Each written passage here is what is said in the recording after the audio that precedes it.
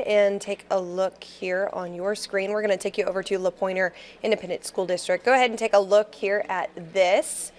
Taking you over to Athens. Well, the superintendent and CFO for LaPoynor ISD testified Thursday as the case against a former coach went to trial. Former girls basketball coach and athletic director for LaPoynor ISD, Jamie Allen Mays, 45 of Brownsboro, was arrested on Sunday, September 29th, 2023. According to an affidavit obtained by KLTV through an open records request, Mays has been accused of placing a cell phone with a camera onto a shoe and leaving it under a bench in the girls' locker room. Well, the school's varsity cheerleaders found the phone, the document says, and reported it to the assistant coach, but Mays was also in the room and took the device. He allegedly pressed buttons on the phone, but then claimed he only thought it was his because he had lost one just like it. The phone was then turned over to the superintendent for safekeeping until it could be brought to the Child Crimes Task Force. However, the affidavit says that the phone was discovered to be missing the morning of September the 29th. The administration building had been broken into and the evidence had been stolen from the superintendent's office, the document states.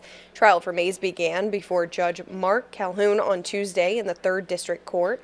On Thursday, Superintendent Marcia Mills, LaPoynor ISD Police Chief John Daniels, and CFO Holly Franklin testified before a crowded audience. Daniels said he responded to a call from Mills about a phone having been found in the girls' locker room on Tuesday, September the 26th.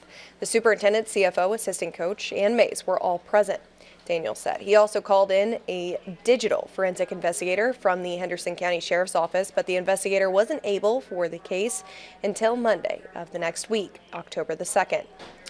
Well, the phone was to be left in Mills's office in the meantime, Daniels said, which was being behind 3 locked doors in the school.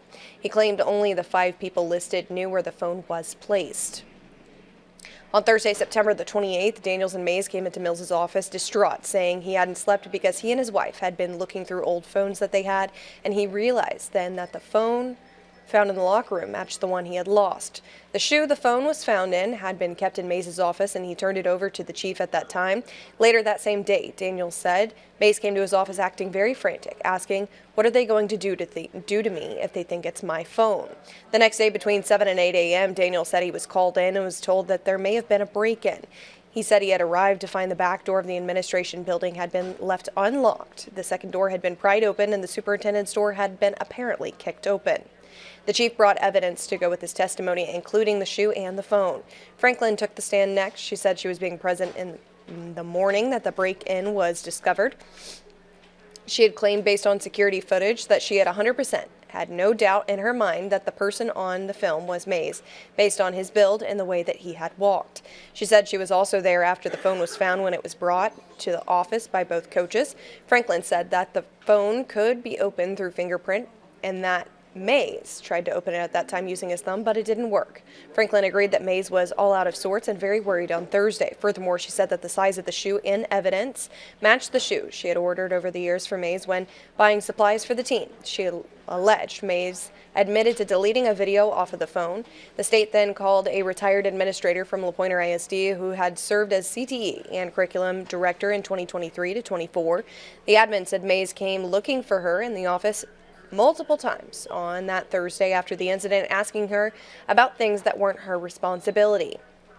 She said she did not know about the incident until Friday when she came to work and saw the damaged doors. She said she thought that she had heard someone at the school say, "I bet that phone is gone." Trial continues through this afternoon with one more witness and a presentation of the CCTV footage expected.